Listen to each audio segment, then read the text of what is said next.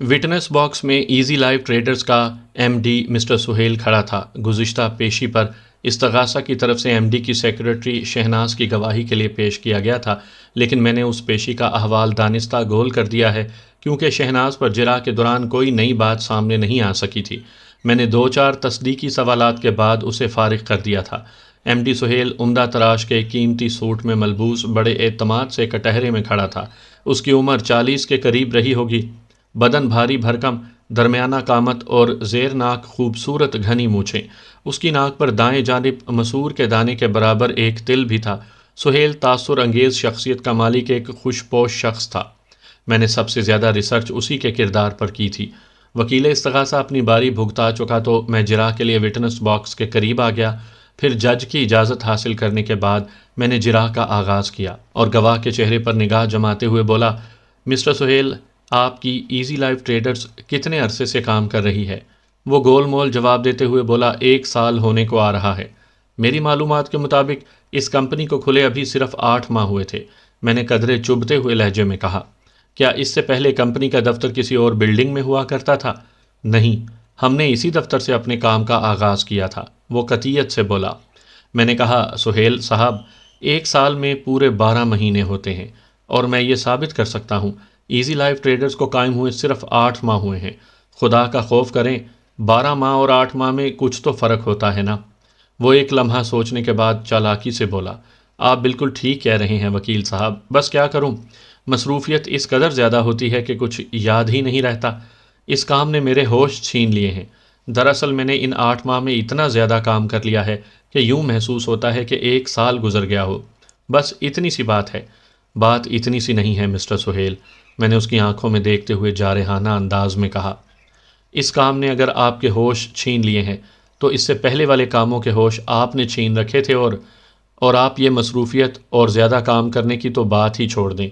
आपका पाकिस्तान में दिल कहाँ लगता है जो आपको काम करने की मोहलत मिल सके? आप तो अक्सर व बेशतर अमरीका ही में गए रहते हैं। क्या मैं गलत कह रहा हूँ? आप कुछ ज़्यादा गलत भी नहीं कह रहे, वो गड़बड़ा कर बोला। मैं अमेरिका जाता रहता हूँ, लेकिन दफ्तरी अमूर से मैं कभी गाफिल नहीं रहा।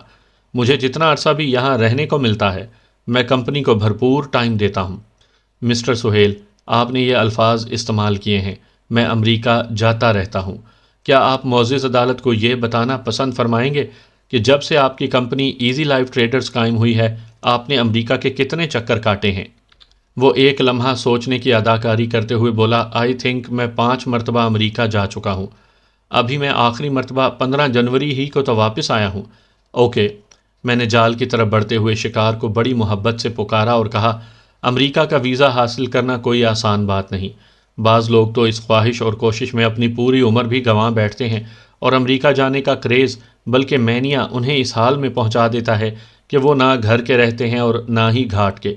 आपको इतनी आसानी और जल्दी जल्दी वीज़ा कैसे मिल जाता है? वो घुसियारे या फिर 2 नंबर लोग होते हैं जिन्हें वीज़ा ऑफिस रिफ्यूज़ कर देता है, वो बड़े फ़ख्र से बोला। मैं एक मुअज़्ज़िज़ बिज़नेसमैन हूँ। ओह बिज़नेसमैन, मैंने उसी के अल्फाज कदरे तंज़िया अंदाज में दोहराए। मेरी मालूमात के मुताबिक किसी बिज़नेसमैन को भी अमेरिका के वीज़े के लिए दर्जनों पापड़ बेलना ही पड़ते हैं। क्या आपका बिज़नेस इस काबिल है कि इसे वीज़े के हसूल के लिए अमेरिकन कौंसलेट के सामने पेश किया जा सके? वाई नॉट, वो कदरे बरहमी से बोला। आपने इजी लाइफ ट्रेडर्स को समझ क्या रखा है? मेरी एक साख है, इंटरनेशनल बिजनेस मार्केट में मुझे सैकड़ों लोग जानते हैं। आप ये कैसी बातें कर रहे हैं वकील साहब? वो अपनी अदाकारी से मुझ समेत अदालत में मौजूद हर शख्स को मुतासिर करने की पूरी कोशिश कर रहा था, लेकिन उधर मैं भी उसकी अदाकारी के गुब्बारे की हवा निकालने का प्रोग्राम बनाए बैठा था। मैंने नहायत ही ठहरे हुए लहजे में कहा, आपका बिजनेस कितना साफ, शफाफ और मोअज़्ज़िज़ है, ये तो आज मोअज़्ज़िज़ अदालत के सामने खुल ही जाएगा। आज पर मैं इसलिए ज़ोर दे रहा हूँ कि इत्तफाक से आज अदालत में हमारे केस की समाअत सबसे पहले शुरू हुई है, लिहाजा समझ लें आज का सारा वक्त हमारा ही है और ये वक्त दूध का दूध और पानी का पानी करने के लिए काफ़ी है। आपका क्या ख्याल है मिस्टर सुहेल? पता नहीं आप कहाँ कहाँ की हाँक रहे हैं, वो बरहमी से बोला। वकील इस्तगासा फ़ौरन उसकी मदद को लपका। तेज़ एहतजाजी लहजे में उसने जज से कहा, योर ऑनर, वकील सफाई गैर मुतल्लिक बातों से उलझ कर मुअज़्ज़िज़ अदालत का कीमती वक्त बर्बाद कर रही हैं और इन्होंने माशाल्लाह ये अज़म भी ज़ाहिर कर दिया है کہ آج کا سارا وقت موصوف یوں ہی ضائع کریں گے؟ بھلا بتائیں، غضب خدا کا، عاصم مرڈر کیس کا ایم ڈی صاحب کے امریکہ جانے سے کیا تعلق ہے؟ جج نے سوالیہ نظر سے مجھے دیکھا اور پوچھا، بیگ صاحب آپ اس بارے میں کیا کہتے ہیں؟ میں نے کہا، جناب عالی، گواہ کے امریکہ جانے والا معاملہ اس کی دروغ گوئی، مکاری، چال بازی اور دھوکہ دہی کو ثابت کرنے جا رہا ہے، اور مجھے یقین ہے اور میں ثابت بھی کر سکتا ہوں۔ گواہ کی ان جملہ خصوصیات کا عاصم مرڈر کیس سے بڑا گہرا تعلق ہے۔ جج نے میری طرف دیکھتے ہوئے فیصلہ کن لہجے میں کہا، پلیز پروسیڈ۔ میں گواہ کی جانب متوجہ ہو گیا۔ مسٹر سہیل، آپ نے ابھی معزز عدالت کے سامنے اقرار کیا ہے کہ آپ 8 ماہ میں 5 مرتبہ امریکہ جا چکے ہیں۔ کیا ہر مرتبہ آپ نے وزٹ ویزے کے لیے اپلائی کیا تھا؟ جی ہاں، ظاہر ہے، اور کس ویزے کے لیے اپلائی کرتا؟ اور 5 مرتبہ آپ کو ویزا مل بھی گیا؟ وکیل صاحب، لگتا ہے آپ امریکہ کے بارے میں کچھ بھی نہیں جانتے۔ اللہ کے بندے، اگر مجھے ویزا نہیں ملا ہوتا تو میں امریکہ جا کیسے سکتا تھا؟ امریکہ والوں کو آپ نے کوئی کاٹ کے الو سمجھ رکھا ہے۔ کاٹ کے الو نہیں سمجھ رکھا، اسی لیے مجھے آپ کے بیان پر شدید حیرت ہو رہی ہے، میں نے سخت لہجے میں کہا۔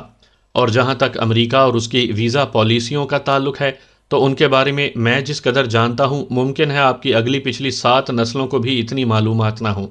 میرے سخت الفاظ نے اس کا چہرہ سرخ کر دیا، لیکن اس سے پہلے کہ وہ زبان سے ایک لفظ بھی نکالتا، میں نے جارحانہ انداز میں سوال داغ دیا، مسٹر سہیل، آپ 8 ماہ میں 5 مرتبہ وزٹ ویزے پر امریکہ جا اور آ چکے ہیں۔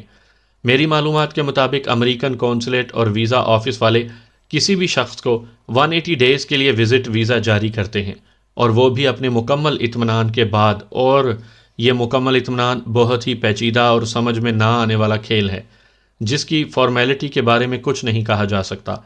اس انٹرویو کی تیاری کے لیے کوئی سلیبس نہیں ہے، یہ سراسر انٹرویو کرنے کے موڈ، مزاج اور مرضی پر منحصر ہے کہ وہ جس کو چاہے ویزا ایشو کر دے اور جسے چاہے ریفیوز کر دے۔ میں لمحہ بھر سانس لینے کے لیے رکا، پھر سلسلہ جراح کو جاری رکھتے ہوئے کہا، 180 ڈیز کا مطلب ہے 180 دن، یعنی پورے 6 ماہ۔ آپ 8 ماہ میں 5 مرتبہ وزٹ ویزا حاصل کر چکے ہیں، جبکہ وزٹ کی مدت 6 ماہ پر محیط ہے۔ آپ معزز عدالت کو یہ بتانا پسند فرمائیں گے کہ آپ نے اتنا بڑا حیرت انگیز کارنامہ کیسے انجام دیا؟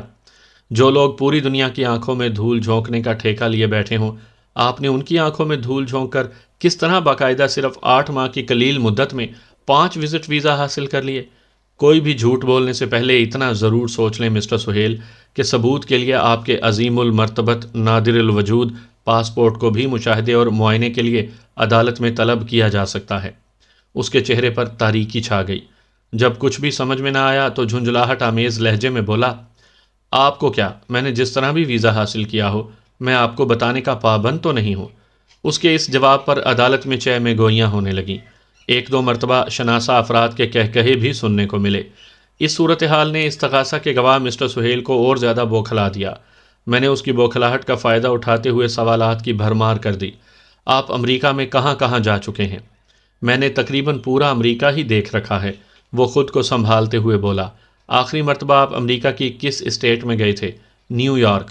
نیو یارک تو بہت بڑی اسٹیٹ ہے، میں نے دونوں ہاتھ پھیلاتے ہوئے کہا۔ آپ اس اسٹیٹ کے کس مقام پر گئے تھے؟ میامی۔ اس نے امریکی لہجے میں میامی کو مایامی بناتے ہوئے جواب دیا۔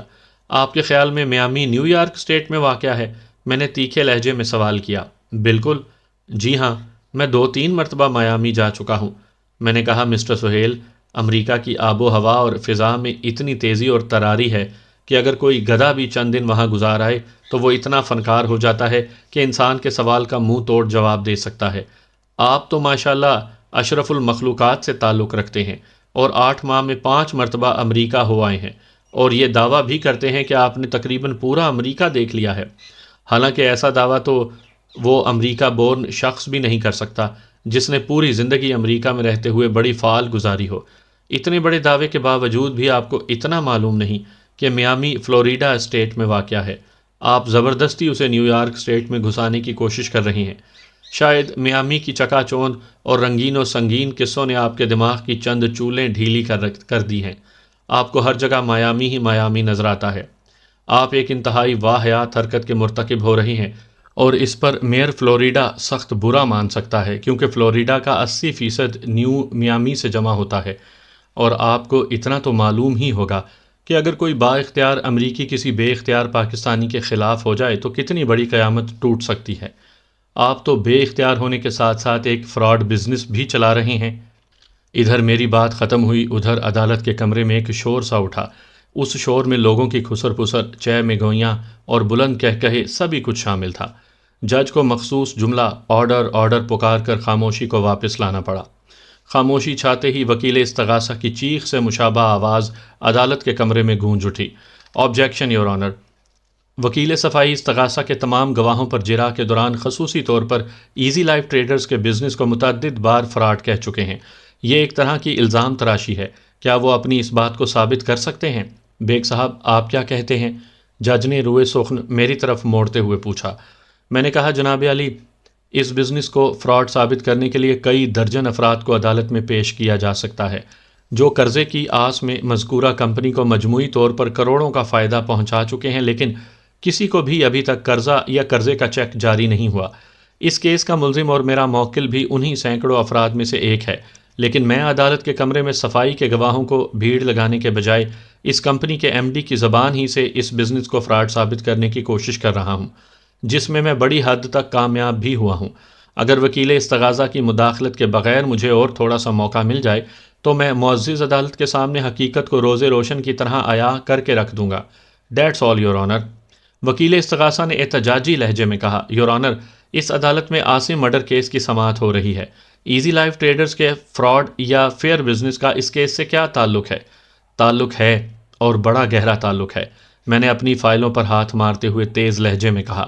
میں آج کی کارروائی کے دوران ہی میں یہ تعلق ثابت کر دوں گا۔ Mister Baig please proceed. جج نے گہری دلچسپی لیتے ہوئے مجھے کارروائی جاری رکھنے کی اجازت دے دی۔ میں ایک دوسرے زاویے سے کاسٹک سوڈا ڈال کر استغاثہ کے معزز گواہ اور ایزی لائف ٹریڈرز کے ایم ڈی سہیل کو دھونے کی کوشش کرنے لگا۔ میری اب تک کی جرح نے اس کے قدموں کی زمین کو کھینچ لیا تھا۔ وہ اب تب میں زمین بوس ہونے ہی والا تھا۔ میں نے اس کے احوال حال کے ساتھ ہی ماضی کے بخیے بھی ادھیڑ ڈالے۔ اس کی آنکھوں میں آنکھیں ڈالتے ہوئے میں نے سخت لہجے میں کہا، مسٹر سہیل، اگر آپ ایک فراڈ بزنس نہیں چلا رہے تو آپ کو معزز عدالت کے علم میں لانا ہوگا کہ ان 8 ماہ میں آپ نے اپنے کلائنٹس کو کتنے چیک جاری کیے ہیں۔ وہ اپنی پیشانی پر آنے والے پسینے کو خشک کرنے کے بعد امداد طلب نظر سے وکیل استغاثہ کو دیکھنے لگا۔ میں نے اگرچہ جج کی حمایت سے وکیل استغاثہ کو کسی قسم کی مداخلت سے روک رکھا تھا، لیکن اس مرد برہم کا کوئی بھروسہ نہیں تھا۔ وہ کسی بھی وقت ٹانگ پھنسانے کے لیے بیچ مسئلے کے کود سکتا تھا، خاص طور پر ایسی صورت میں کہ اس کا گواہ مدد کا درخواست گار بھی تھا۔ لہٰذا میں نے ایک لمحے کے توقف سے دوسرا حملہ کر دیا۔ مسٹر سہیل، آپ کے پاس میرے اس سوال کا کوئی جواب نہیں، کیونکہ ان 8 ماہ میں آپ نے جن معصوم اور سادہ لو افراد سے کروڑوں ہتھیائے ہیں، ان میں سے کسی ایک کو بھی کوئی چیک ایشو نہیں کیا گیا، جبکہ آپ کے فارم کی شرائط کے مطابق آپ 90 دن یعنی 3 ماہ کے بعد چیک جاری کرنے کے پابند ہیں۔ میرے موکل پر تو یہ الزام ہے کہ اس نے 10-12 دن کے بعد ہی چیک کا مطالبہ شروع کر دیا تھا، اور غصے میں اس نے کمپنی کے ملازمین کو الٹی سیدھی دھمکیاں بھی دے ڈالی تھیں۔ لیکن ان احمق اور سادہ دل کلائنٹس کے ساتھ ہونے والی زیادتی کو آپ کیا نام دیں گے، جو 8 ماہ یعنی پورے 240 دن سے چیک ملنے کی امید میں آپ کے دفتر کے چکر کاٹ رہے ہیں۔ آپ دفتر میں ہوتے ہیں اور انہیں یہ کہہ کر وعدہ فراد پر ٹال دیا جاتا ہے کہ آپ امریکہ سے آئیں گے تو چیک جاری ہو جائے گا۔ آپ کس طرح امریکہ جاتے آتے ہیں، اس کا احوال معزز عدالت کے سامنے کھل چکا ہے۔ وہ کٹہرے کی چوبی یہ ریلنگ کو تھامتے ہوئے بولا، پانی، میں شدید پیاس محسوس کر رہا ہوں۔ میں نے سخت لہجے میں کہا، یہ عدالت کا کمرہ ہے، کوئی کربلا کا میدان نہیں۔ تمہیں پانی ضرور ملے گا، مگر ضروری سوالات کے بعد۔ میں آپ سے تم پر اتر آیا تھا۔ اس طرز تخاطب نے اسے اور بھی نروس کر دیا۔ ویسے اس کی حالت دیکھ کر محسوس ہوتا تھا کہ کوئی لمحہ جاتا ہے کہ اس کے تعزیے ٹھنڈے ٹھار ہو جائیں گے۔ وہ پریشان نظر سے جج کی طرف دیکھنے لگا۔ میں نے اس کے ماضی کے گڑے مردے اکھاڑ پھینکے۔ مسٹر سہیل، آپ ایزی لائف ٹریڈرز کو کب تک سمیٹ کر رفو چکر ہونے کا ارادہ رکھتے ہیں؟ میں ایک چلتا ہوا بزنس کیوں سمیٹوں گا؟ وہ لرزیدہ لہجے میں بولا۔ اس لیے کہ اب اس کے چلنے کے امکانات معدوم ہو چکے ہیں۔ میں نے ایک ایک لفظ پر زور دیتے ہوئے کہا، جن لوگوں کے کروڑوں روپے تم کھائے بیٹھے ہو، میں نے انہیں ایک پلیٹ فارم پر متحد کر دیا ہے۔ عنقریب تمہارے خلاف فراڈ کے درجنوں مقدمات درج ہونے والے ہیں۔ تمہیں بالکل اسی طرح سر پر پاؤں رکھ کر یہاں سے بھی فرار ہونا پڑے گا جیسے حیدرآباد سے ہجرت کر کے تم کراچی پہنچے تھے، کیا سمجھے؟ پانی، وہ نہایت ہی شکستہ لہجے میں بولا۔ بیگ صاحب، یہ حیدرآباد کا کیا قصہ ہے؟ جج نے چونک کر میری طرف دیکھا۔ میں نے ٹھہرے ہوئے لہجے میں بتایا، جناب علی، حیدرآباد میں گواہ سہیل ایک شخص منصور کے ساتھ مل کر پلاٹ وغیرہ کے فراڈ کا کام کر رہا تھا۔ یہ لوگ 1,000 روپے لے کر لوگوں کے نام قرعہ اندازی میں شامل کرتے اور انہیں یہ سنہرے خواب دکھاتے تھے کہ خوش قسمتی سے اگر ان کا نام نکل آیا تو انہیں لاکھوں کی مالیت کا پلاٹ صرف 1,000 روپے میں الاٹ ہو جائے گا۔ ہر ماہ کی پہلی تاریخ کو قرعہ اندازی ہوتی اور فرضی نام نکال کر لوگوں کی امید کو توانا رکھا جاتا کہ بس اب ان کا نمبر بھی آنے ہی والا ہے۔ لوگ اس لیے بھی نا امید نہیں ہوتے تھے کہ ہر قرعہ اندازی میں انہیں شامل کیا جاتا تھا۔ اس فراڈ میں ان لوگوں نے کروڑوں کمائے۔ پھر ایک روز گواہ کا پارٹنر قتل ہو گیا اور شک اس پر کیا جانے لگا۔ گواہ کو پہلے سے خبر ہو گئی کہ پولیس اس کی گردن ناپنے کسی بھی وقت پہنچ سکتی ہے، لہٰذا یہ راتوں رات حیدرآباد سے فرار ہو کر کراچی پہنچا۔ چند دنوں تک یہ روپوش رہا، پھر اسے اپنے ہی کماش کا ایک بندہ عاصم مل گیا۔ دونوں میں جلد ہی انڈرسٹینڈنگ ہو گئی۔ ایزی لائف ٹریڈرز کا آئیڈیا عاصم کا تھا، لیکن اس کے پاس فائنینس کی کمی بلکہ محرومی تھی۔ اس قسم کا فراڈ کاروبار شروع کرنے کے لیے شروع میں کچھ بلکہ بہت کچھ خرچ کرنا پڑتا ہے تاکہ لوگ رونق میلہ اور خوبصورت لڑکیوں کی چمک دمک دیکھ کر پھنستے چلے جائیں۔ منصور کے ساتھ حیدرآباد میں گواہ کی زبانی پارٹنرشپ تھی، لیکن عاصم پڑھا لکھا شخص تھا۔ اس نے باقاعدہ پارٹنرشپ بزنس کا ایگریمنٹ تیار کروایا۔ اتفاق سے میں اس ایگریمنٹ کی ایک نقل حاصل کرنے میں کامیاب ہو گیا ہوں۔ اس ایگریمنٹ کی روح سے اگر ایک پارٹنر کو کوئی حادثہ پیش آ جاتا ہے تو کمپنی کے تمام تر اثاثہ جات دوسرے پارٹنر کی تحویل میں چلے جائیں گے، یعنی عاصم کی موت کے بعد کمپنی کے تمام اکاؤنٹس اور ان میں موجود رقم اب گواہ سہیل کی ہے، جو اس کمپنی کے ایم ڈی ہیں، اور مقتول عاصم کو اس مکار شخص نے جی ایم کا عہدہ دے رکھا تھا۔ دیگر ملازمین میں سے کسی کو یہ معلوم نہیں کہ ان دونوں کے درمیان کس قسم کے شراکتی کاروبار کا معاہدہ ہوا تھا۔ کسی ایگریمنٹ یا اس کی نقل حاصل کرنے والی بات میں نے محض گواہ کو دھوکہ دینے کے لیے کی تھی، جبکہ میرے پاس کوئی نقل نہیں تھی۔ البتہ ان کے درمیان ایسے کسی ایگریمنٹ کی سن گن مجھے مل چکی تھی۔ میرا یہ حربہ خاصا کارگر رہا۔ میں نے گواہ سہیل کو کٹہرے کی ریلنگ تھامے زمین پر اکڑو بیٹھتے ہوئے دیکھا۔ لوہا پوری طرح گرم ہو چکا تھا، لہٰذا میں نے آخری چوٹ بھی داغ دی۔ باقی باتیں تو رہیں ایک طرف، لیکن مجھے امید نہیں تھی کہ استغاثہ کا گواہ مسٹر سہیل اتنا بڑا کباڑیا ثابت ہوگا۔ اس نے 1.5 سال سے ایک خطرناک آلہ قتل کو بڑی حفاظت سے سنبھال رکھا ہے۔ میرا مطلب ہے، اس نے جس خنجر سے اپنے حیدرآبادی پارٹنر کو موت کے گھاٹ اتارا تھا نا، اسی خنجر سے عاصم کو بھی قتل کر ڈالا۔ یہ جھوٹ ہے، وہ کٹہرے کے فرش پر بیٹھے بیٹھے چلایا۔ میں نے عاصم کو خنجر سے نہیں بلکہ پیپر نہ۔ وہ بولتے بولتے رک گیا اور متوحش نظر سے چاروں طرف دیکھنے لگا۔ اس وقت سہیل کی حالت ایسی تھی کہ کاٹو تو خون نہیں اور چھوؤ تو وہ کاٹ ڈالے۔ میں نے اس کے جرم کے مومی تابوت میں سٹیل کی میخ ٹھونکتے ہوئے درست لہجے میں کہا، تم بالکل ٹھیک کہہ رہے ہو مسٹر سہیل، مقتول عاصم کو پیپر نائف ہی سے قتل کیا گیا ہے۔ خنجر والی بات تو میں نے تمہاری زبان کھلوانے کے لیے کی تھی۔ شکست اور جرم کے افشاء نے اسے ہوش و حواس سے بیگانہ کر دیا۔ وہ ایک دم اٹھ کر کھڑا ہوا اور مجھ پر حملہ آور ہونے کے لیے ہوا میں اچھلا، لیکن کپ کپاتی ہوئی ٹانگوں نے اس کا ساتھ نہ دیا اور وہ کٹہرے کے فرش پر ہی ڈھیر ہو گیا۔ اس زمین بوسی کے دوران ہی اس کے منہ سے میرے لیے مغلظات کا طوفان امڈ پڑا۔ بیگ کے بچے، میں تمہیں بھی اسی طرح فٹ کر دوں گا جیسے میں نے۔ اس کے ساتھ ہی عدالت کا مقررہ وقت ختم ہو گیا۔ سامعین کرام، آپ سن رہے ہیں مرزا امجد بیگ ایڈوکیٹ کے لڑے گئے مقدمات کے سلسلے میں ایک دلچسپ مقدمے کی روداد، جس کا نام ہے پھندا۔ یہ اس سلسلے کی آخری اور قسط نمبر 5 تھی۔ مجھے امید ہے آپ کو میری یہ کاوش پسند آئی ہوگی۔ آپ نے اگر ابھی تک میرا چینل کہانی گھر سبسکرائب نہیں کیا تو ابھی میرے چینل کو سبسکرائب کر کے بیل نوٹیفیکیشن آن کر لیجئے تاکہ آنے والی ہر نئی کہانی کی اطلاع بر وقت آپ تک پہنچ سکے۔ گزشتہ پیشی پر ایزی لائف ٹریڈرز کے ایم ڈی نے جس رویے کا مظاہرہ کیا تھا، اس کو سمجھنے کے لیے کسی اسپیشل عقل اور تجربے کی ضرورت نہیں تھی۔ جج نے اسے پولیس کے حوالے کرتے ہوئے حکم دیا کہ اس کیس کی دوبارہ صحیح رخ پر تفتیش کر کے نیا چالان پیش کیا جائے۔ انکوائری آفیسر ہر پیشی پر عدالت کے کمرے میں موجود رہا تھا اور اس کیس کی پل پل بدلتی صورتحال اس سے پوشیدہ نہیں تھی، لہٰذا پولیس کسٹڈی میں سہیل تفتیش کا مقابلہ نہ کر سکا اور اقبال جرم کرتے ہی بنی۔ اس نے اقرار کر لیا کہ وہ کافی دنوں سے عاصم کا پتہ صاف کرنا چاہتا تھا اور اس کام کے لیے وہ کسی مناسب موقع کی تلاش میں تھا۔ قربانی کا بکرا بنانے کے لیے اس کی نظر 3 افراد پر ٹکی ہوئی تھی، یعنی فرید مرزا، ارشد عثمانی اور ریاست علی۔ ارشد عثمانی بھی باقی 2 کے مانند ہی بے وقوف تھا، لیکن قرعہ ریاست علی کے نام نکل آیا۔ اس کے بعد جو کچھ ہوا ہوگا وہ روزے روشن کی طرح عیاں ہے۔ سہیل کے اقبال جرم نے میرے موکل کا معاملہ صاف کر دیا، لہٰذا آئندہ پیشی پر عدالت نے اسے باعزت بری کر دیا۔ دوسروں کے لیے گڑھا کھودنے والوں کو یہ بات ضرور ذہن میں رکھنی چاہیے کہ وہ اس گڑھے میں خود بھی گر سکتے ہیں۔ سہیل نے ریاست علی کو جس پھندے میں جکڑنے کی کوشش کی تھی، بالآخر وہ پھندا اس کی اپنی گردن کا مقدر ٹھہرا۔